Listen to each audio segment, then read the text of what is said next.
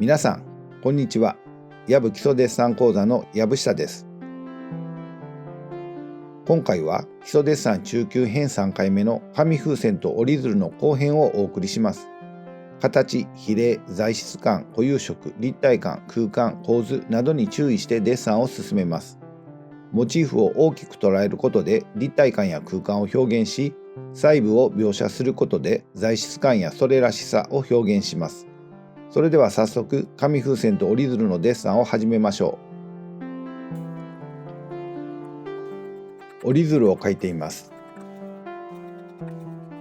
折り鶴を前に出すために陰影をかなり強めに描いています。紙風船との強弱の関係は最終的に調整します。折り鶴は小さなモチーフですが、一番鮮やかに暗いのはこの部分にありますから、この暗さと他の暗い部分の明暗を検討します。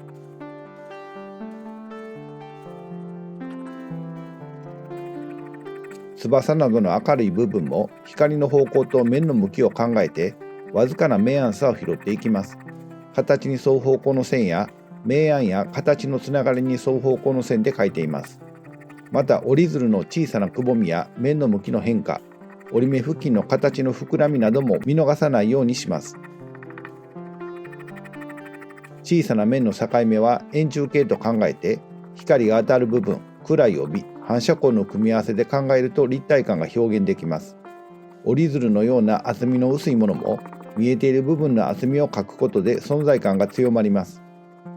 このような形や陰影による明暗を描写することで、パンと張った折り鶴の紙の材質感を表現します。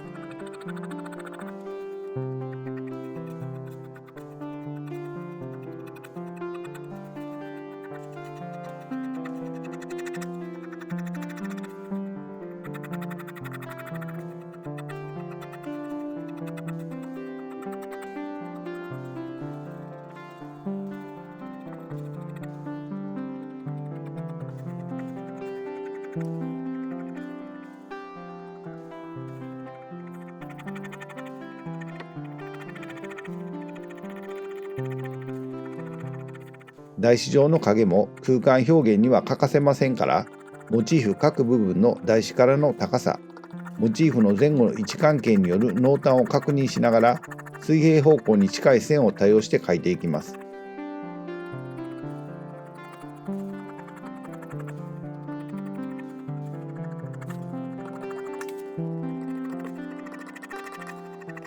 紙風船の影も描いていきます。紙風船の紙は折り紙よりも光の透過性が高く、それが反映された色味の変化があります。またその変化が紙風船の存在感の描写にもつながると思います。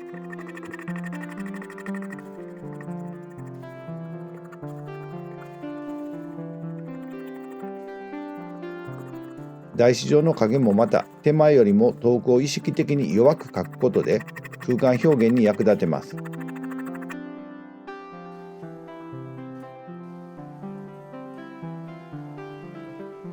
紙風船を描いていきます。手前の赤い紙の部分から描いていますが、特徴的な暗さや目立つシワの形を優先的に描きながら、つながる形、面の向きによる明暗の違い、固有色の違いも描いていきます。この時も球体としての立体感をいつも意識します。より細かな形と明暗の描写になりますが、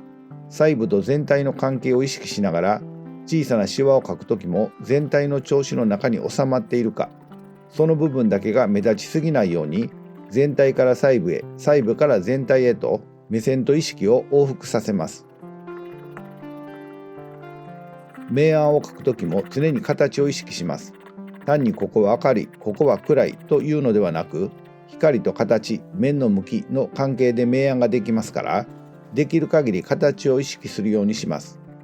基本的には立方体や円柱や球体の影の明暗と同じ出来方をしますから、形が分かればそれを適用することもできます。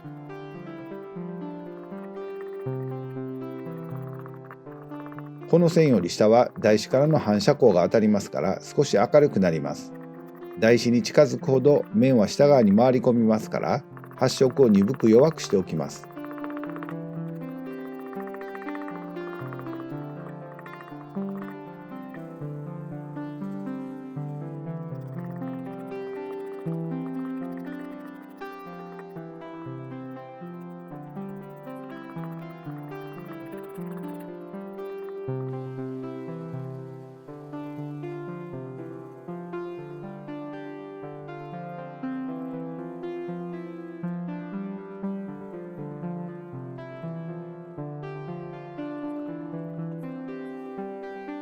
また上の部分に戻ってきて書き込みを続けます。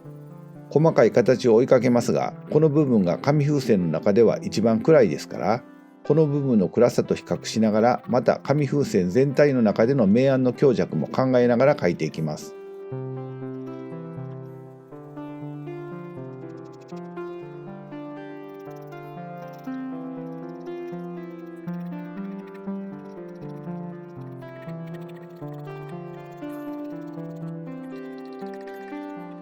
球体の暗い帯の暗さを強めています。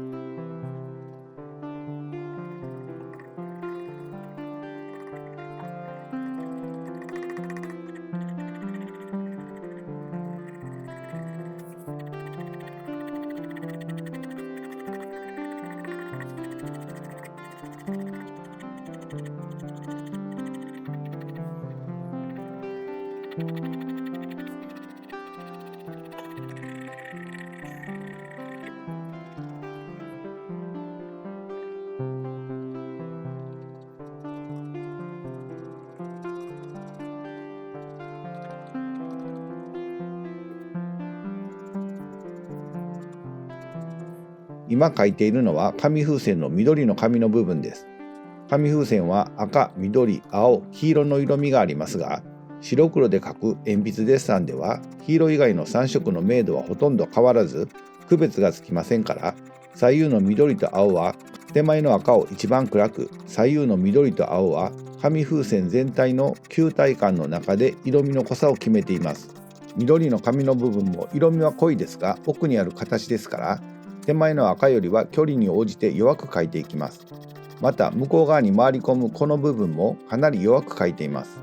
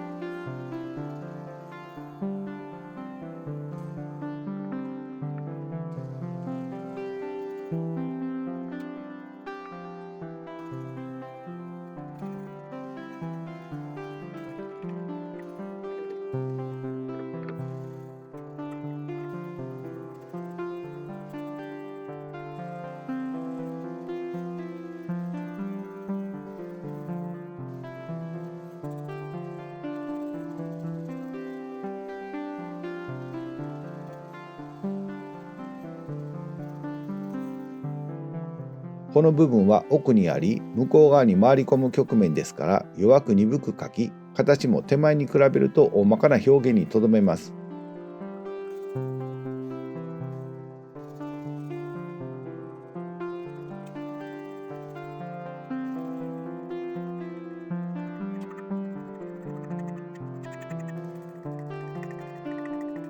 台紙上の影にも美しい明暗変化が出ていますから、その微妙な変化も楽しんでください。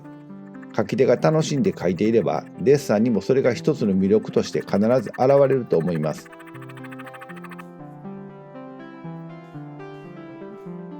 折り鶴の描写を続けます。折り紙の重なり具合や折り目付近のわずかな紙の膨らみ、紙風船とはまた違う紙の材質感、光の方向と面の向きによる明暗変化、小さな面の境目の円柱形的明暗変化、見えている部分の厚み、大きな面の大まかな明暗変化を確認しながら書き進めます。形に沿う方向の線や明暗のつながりに沿う線を使って書いています。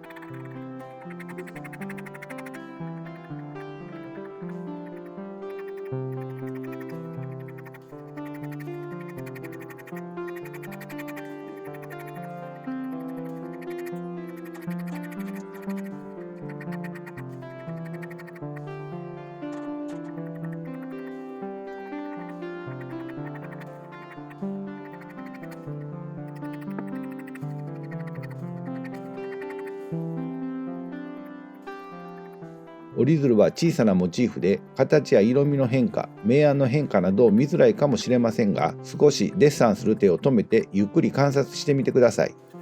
色味や明暗はどこか基準になる部分を決めて、そことの比較で検討するのも一つの手です。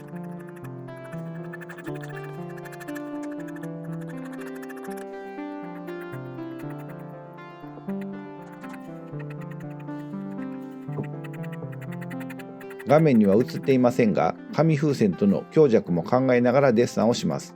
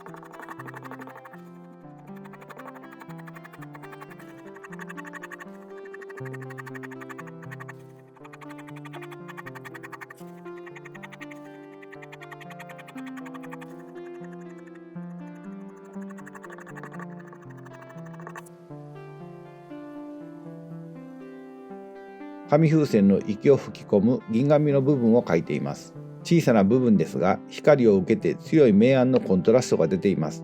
小さな部分でとても描きにくいですが、よく見てちまちまと描く以外に手はありませんから、キラキラっと光って綺麗やなと思って頑張らな仕方がない部分です。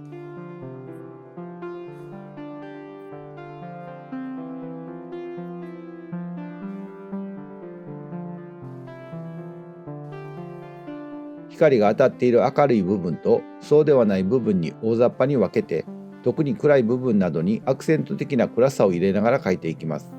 明暗の強弱は強いですが、一番前にあるわけではありませんから、紙風船全体の調子から浮き上がらないように気をつけます。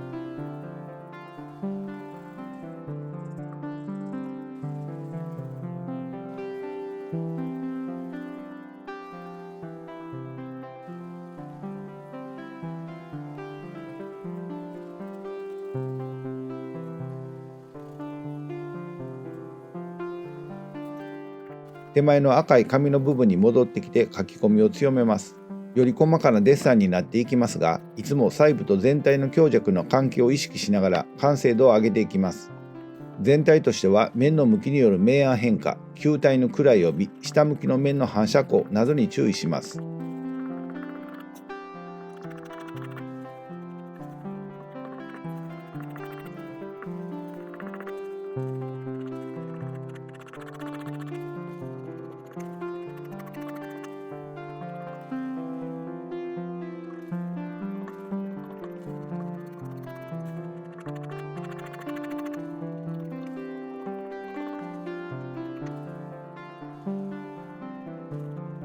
時々2メートルほど離れたところにデッサンを置いて、モチーフとデッサンをゆっくり見比べてください。距離を置いて見ることで自分のデッサンを客観的に見ることができます。そして書くべきところをしっかり確認してからデッサンを再開します。この距離を置いてデッサンを客観的に見るということを何度も行ってください。特に書きあぐねたり迷った時には、冷静に自分のデッサンを見定める有効な一つの方法です。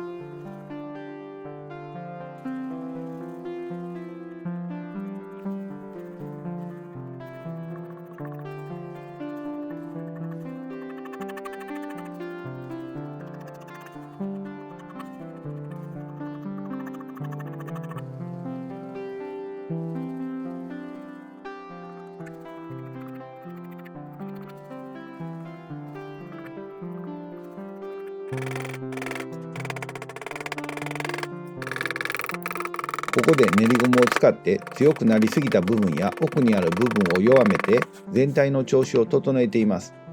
この時も少し離れたところからデッサンとモチーフをゆっくり見比べて弱めるべきところを確認します。折り鶴と紙風船の明るい部分を練りゴムで調整しています。使う部分に合わせて練りゴムの形は自由に変形させ、押し付けたりさするように使います。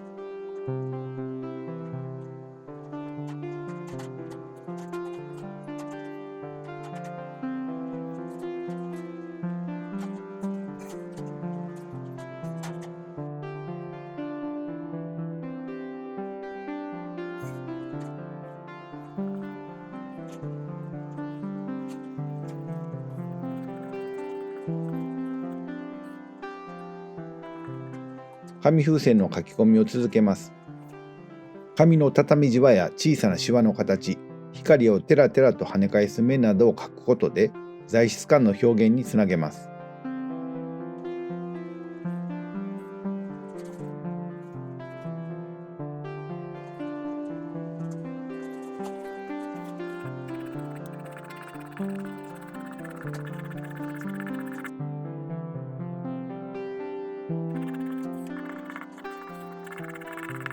小さな形や明暗を描いたり、それを全体の中に収めたりと、細部と全体の関係をいつも気にかけながらデッサンを進めます。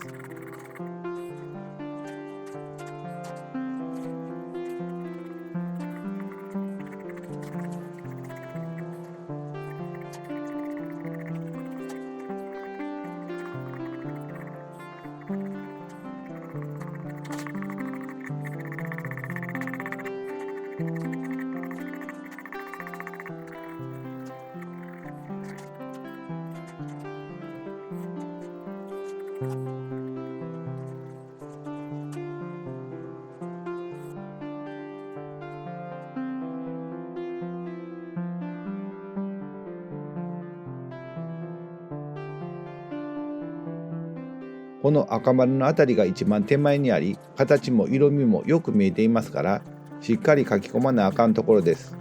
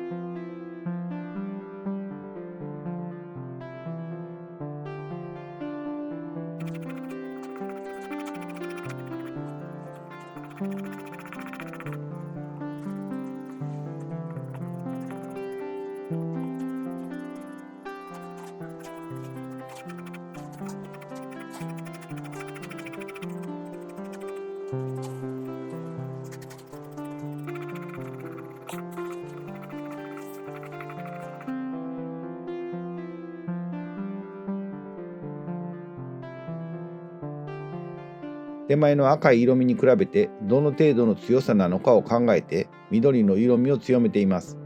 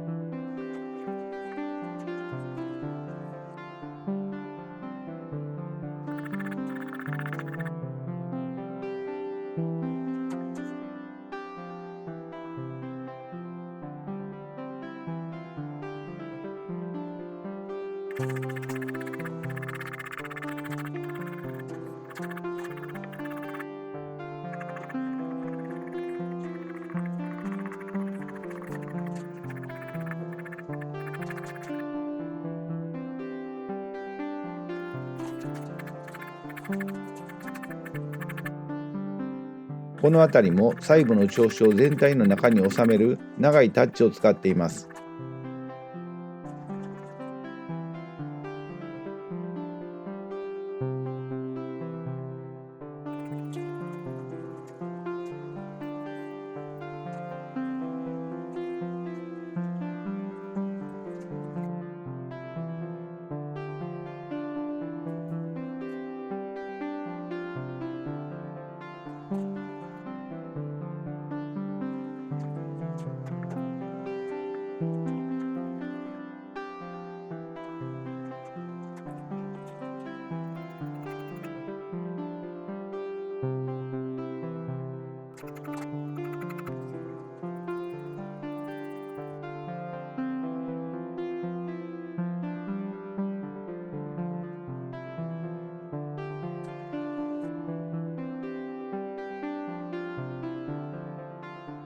この辺りは一番奥にありますから、手前の色味と比較して弱く描き、手前との距離感を表現します。形も少し大まかな感じに描いておきます。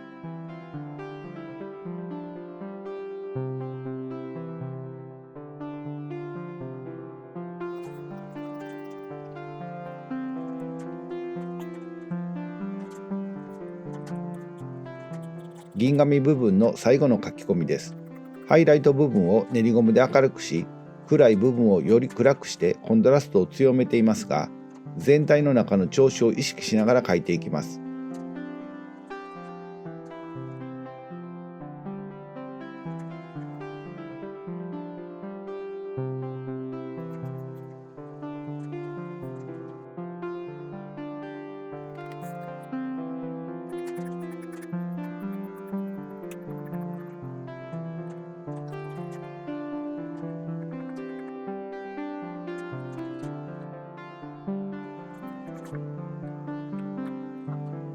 折り鶴も最後の調整です。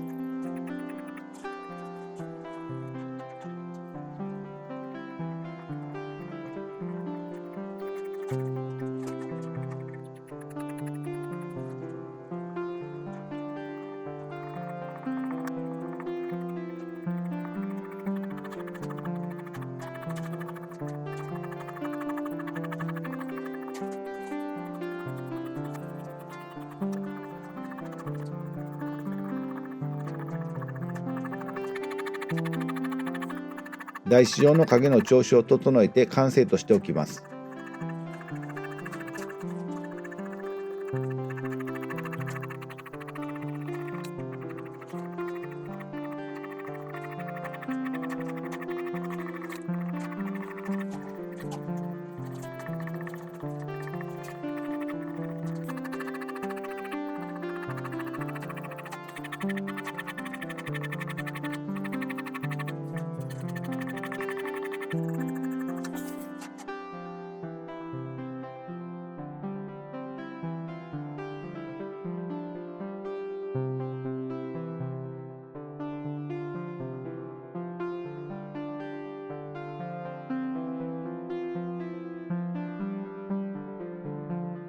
はい、皆さんいかがでしたか？大きな紙風船の紙の材質感やシワの形、頼りなげな軽さや光の透かし具合、手前にある折り鶴の細部の形や紙風船よりも前にある位置関係など、結構に書き応えのあるモチーフでした。長い時間デッサンをしていると、書くという行為に慣れて、モチーフの魅力を感じ取る感覚、真摯にモチーフと向き合うという姿勢が鈍くなってしまうことがあります。一番厄介なのは、なんとなく書いているという状態です。そういう時は少し日にちを空けて別の日に続きのデッサンを書いてみるのも一つの手です。日にちを空けてデッサンを見直すと、思わぬ勘違いに気づいたり、モチーフの新たな魅力を発見したりすることもよくあることです。基礎デッサンの間は、あえて主観的な表現を避けて、見る力を鍛えることを目的としていますから、辛抱強くデッサンしなあかんという状況はままあります。なかなかうまく書けない時でも、自分を信じて私は書けると思うことが大切やと思います。それでは今回の要点をまとめます。今回の要点は5つです。1、細部と全体の関係を意識する。紙風船の小さなシワの形を描くときも、全体の調子の中に収まっているか、その部分だけが目立ちすぎていないように注意します。細部から全体へ、全体から細部へと目線と意識は往復します。2、明暗を描くときも常に形を意識する。単にここは明るい、ここは暗いというのではなく、光と形、面の向きの関係で明暗ができますから、できる限り形を意識するようにします。3、紙風船は球体に準じた形。紙風船は球体に準じた形ですから、球体の明暗のでき方を適用します。明るい部分、中間の明るさの部分、暗い帯、影側の反射光、回り込む形の弱さなどを意識します。4、質感はモチーフの光の跳ね返し方と特徴的な形で表現する。折り鶴も紙風船もどちらも紙でできていますが、折り紙は光をあまり通さず、パンと張った形をしています。また小さな折り目は円柱形の明暗変化を適用して立体感、存在感、材質感を表現します。紙風船は折り鶴よりも紙が薄く光の透過性も高いです。紙の畳じわや小さなシワの形、光をテラテラと跳ね返す面などを描くことで材質感を表現します。5、手前と奥の距離感、強弱、全体の空間を意識する。色の薄い折り鶴が手前にあり、大きな紙風船が奥にありますから、モチーフの前後の位置関係を考えて、手前は強く、奥に行くほど弱く鈍くを意識的に強調します。紙風船の固有色も同様に、奥に行くに従って実際よりは弱く描いて奥行きの空間を表現します。はい、皆さんお疲れ様でした。紙風船と折り鶴のデッサンの説明は以上です。チャンネル登録、グッドボタン、コメントもお願いしますね。それでは今日はこれでおしまいにします。また次回の動画でお会いしましょう。皆さん、ごきげんよう。